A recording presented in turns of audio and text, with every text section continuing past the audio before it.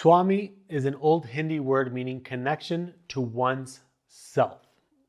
The exercise or the practice of Swami came from a need to assess clients from pure physical tension. It was called the oblique opener, into understanding and experiencing these emotional expressions and these reliving of traumas, or sort of traveling through space, if you will, but not really space, traveling within your own body, peeling away these layers, peeling away justifications to understand who your truest you is, right? Having that connection with one's self.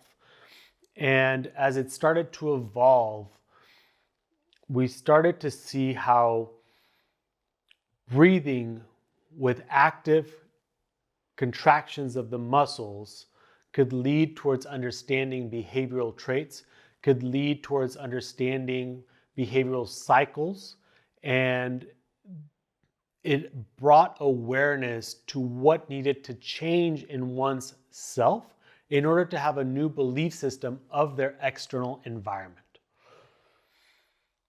The Swami session is very simple and easy to apply to anybody that's out there. It is a great way if you have symptoms of anxiety, spurts of depression or sadness, or emotional ruts. This is a great way to allow your body and your mind to have a conversation and then take action on that conversation. It allows you to change the way that you want to react to the external world. It allows you to take control of yourself again so that you can make these maybe oversimplistic changes in your life that can gear massive results in your perception of what's going on around you, and makes you feel stronger and more confident to deal with these external stressors. So the first rule that I ever have for Swami, I'll give you guys a little bit more background before we get into the practical part, but the first rule is always don't hold your breath. My philosophy on breathing is we hold our breath when we need to disconnect mentally and physically. There's books on this, and you guys can go read them, talking about the exhale and holding of the breath allows you to calm the body down so you don't perceive stress through the body, and you mentally keep the coordination and the cognition. When we go into the inhale of the breath and we hold our breath, it allows our mind to run rampant with a lot more physical stress, and the heart rate also elevates. So the holding of the breath allows us to go into more of a depressive side or a shutdown side, sadness side, and the inhale and holding of the breath allows us to go into a much more anxious side. It's a reaction. And so we might not even notice that we're doing this on a daily basis, where our breathing cycles are completely turned off because we breathe in and hold our breath without even knowing, and causing that sympathetic rise, that anxious side to drive up. Or we could be doing the opposite. We could be exhaling and holding our breath in order to numb down our feelings. So for me, my personal philosophy is don't hold the breath.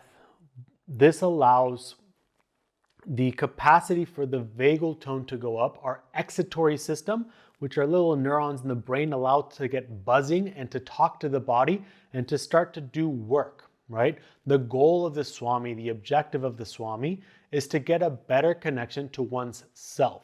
One's self is dispersed through our body. Our muscles hold different behavioral cycles, different behavioral patterns, different traumas, different emotions.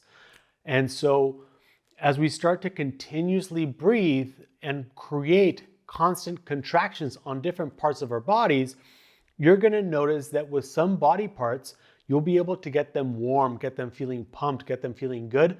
Others will be almost non-present. They're just not part of the party.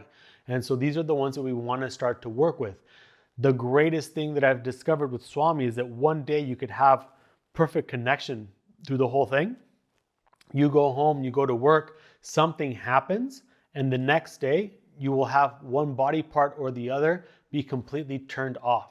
This is where I started to see patterns in these behavioral and emotional traumas within certain muscle groups.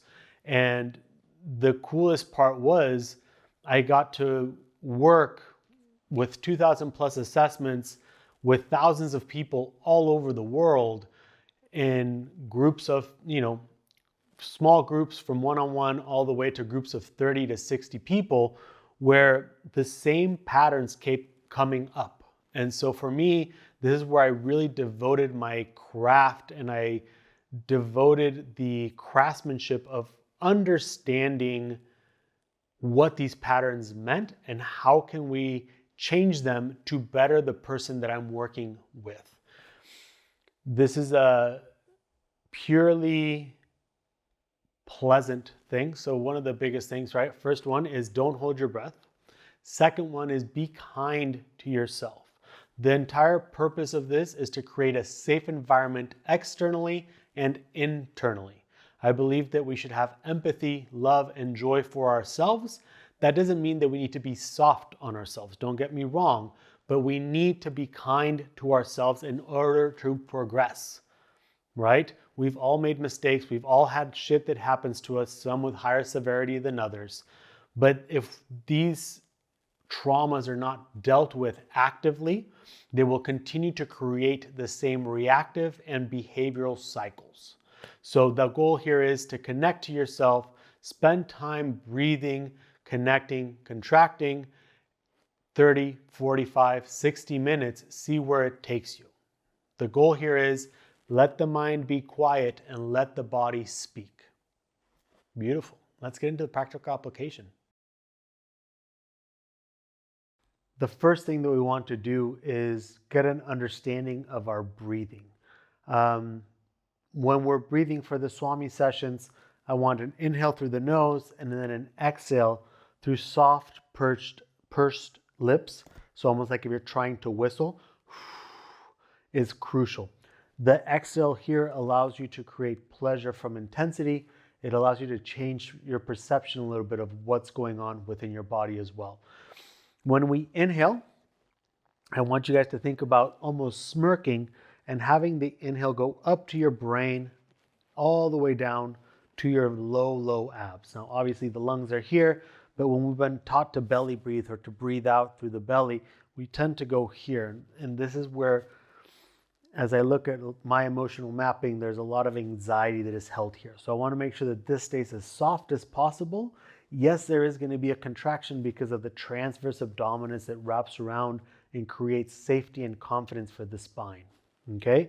When we start to breathe, I want you guys to think of, again, not holding your breath.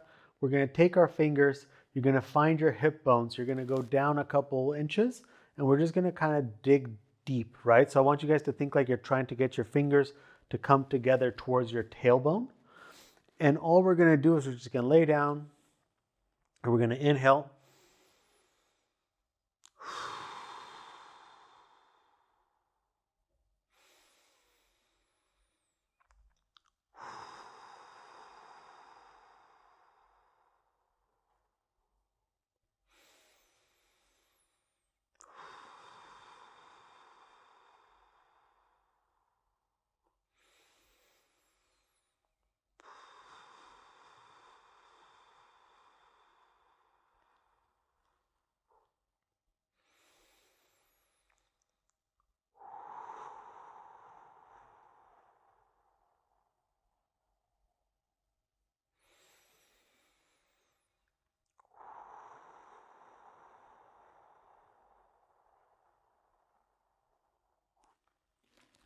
You're going to continue that breathing pattern as long as you need to. If you want to take your fingers off because you feel that you understand the breathing, that is totally okay. You can put your hands here. You can put your hands on your chest, wherever you feel comfortable. The goal is, again, breathing in. If you guys notice, this is not fluffing up first. It's the lower abs. This stays kind of flat, right? Think about the breath should be going up and then back towards the body, not up and down towards your feet. Once you feel comfortable, you feel like it's relaxed you quite a bit, the next step is going to be actually creating tension through the body. So the first part that I always like to go to, but it does not need to be the where you guys go, is the sternocostal head of the pec. So think of the lower parts of the pecs, the chest.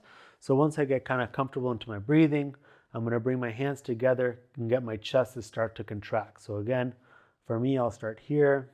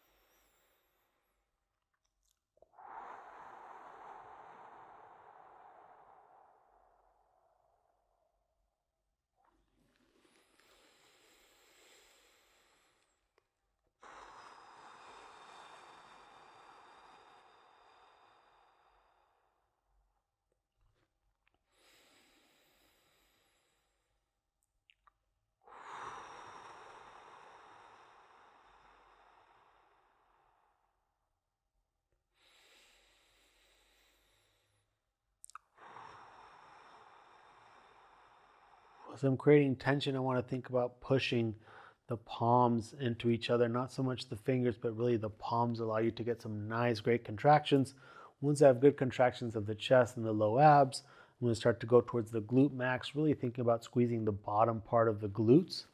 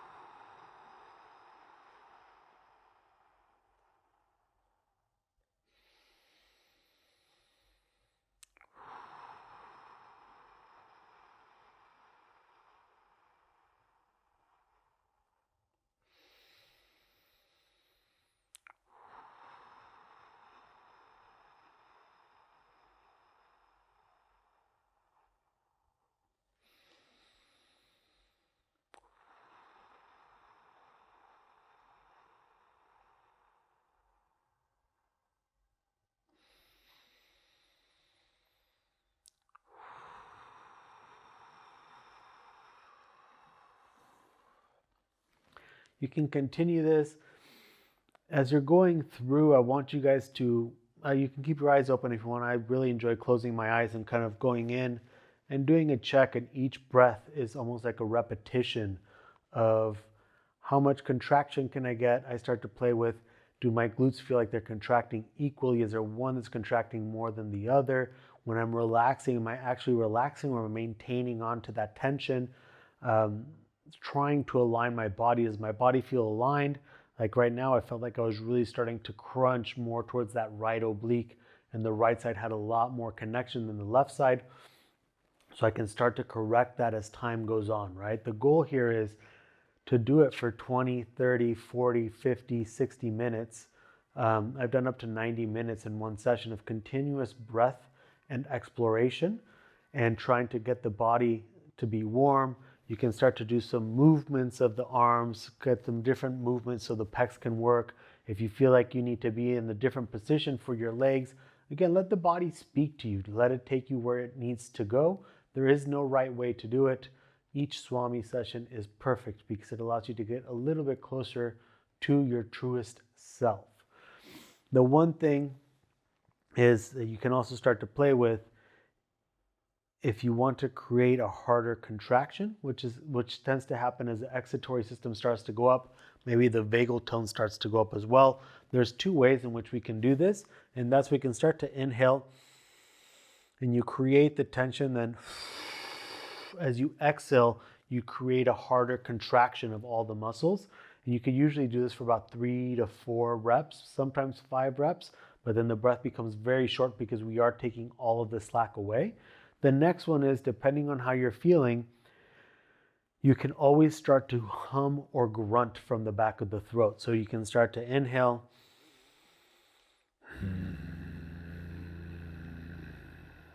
And you notice that's a nice, deep growl. It's not a that hum can also work. There's different meanings on that based on some Eastern philosophy, but start to really play around with the different hums and how your body is feeling. Pay attention to how your cheekbones are feeling. Are they tingling? Are they feeling numb? Are they feeling excited? If you feel like laughing, if you feel like crying, like screaming, let yourself go there. The point is to create a safe environment so that you can express, right? There are no rules. That's the best part. One rule, sorry, there is one rule. Don't hold your breath. Cool, guys? Go give it a try. Put on a timer. I will put a playlist up on the bottom link here so you guys can try it out. I like to do it with a playlist from binaural beats, which allows the brain waves to get also aligned with the body. Let me know what you guys think. Don't forget to subscribe, comment down below, share your experiences. If you guys have it on Instagram, tag me at Rare Barracuda or put hashtag Swami Sesh. Enjoy it, guys.